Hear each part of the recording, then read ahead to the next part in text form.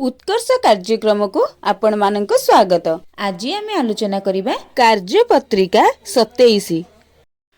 तळ अनुच्छेदटी को पढ़ एवं निम्न रे थिबा प्रश्नर उत्तर लेख।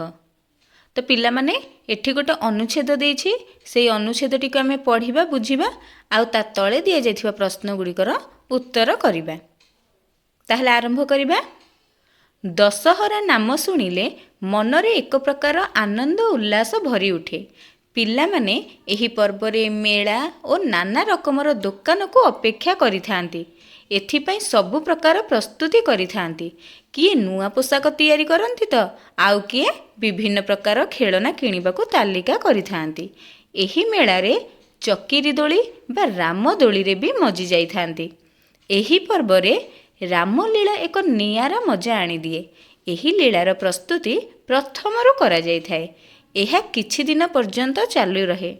रामायणर प्रत्येक अध्याय भिन्न भिन्न दिन रे मंचस्थ करा जाय थाए। प्रायतः पिला माने रामंकर अभिनय देखिबा को भल पाई थांती।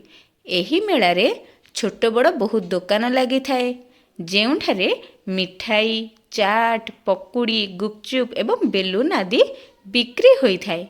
माटी पात्र और अन्यान्य घरकरणा जिनिस भी मिली थाए। सेथि पई वर्ष सारा एही मेला को छोटरू बड़ पर्यंत समस्त अपेक्षा करि थांती। दशहरा दिन रामंक द्वारा रावण को वध करा जाए, जहा कि असत्य उपरे सत्यर विजय वार्ता देई थाए। एहा परे मेला समापन हुए। ताहले पिला माने आमे एठी अनुच्छेदटी को पढ़ी देले। ए अनुच्छेद को आधार करके जहाँ प्रश्न रही ताको एबे आमे आलोचना करिबा।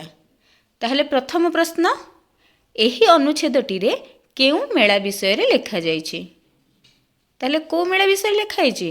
एही अनुच्छेदटी रे दशहरा मेला विषय रे लेखा जायछि।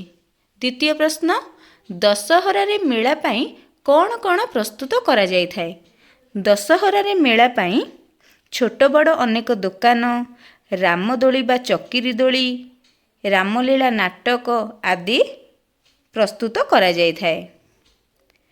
शेष प्रश्न आसीगला, एही पर्व केउ वार्ता देई थाए? एही पर्व असत्य उपरे सत्यर विजय वार्ता देई थाए। ताहले पिला माने आमे सबतक प्रश्न करदेले। एही कार्यपत्रिकाटी सरीगला। भिडियोटी भल लागिथिले लाइक, शेयर एंड सब्सक्राइब।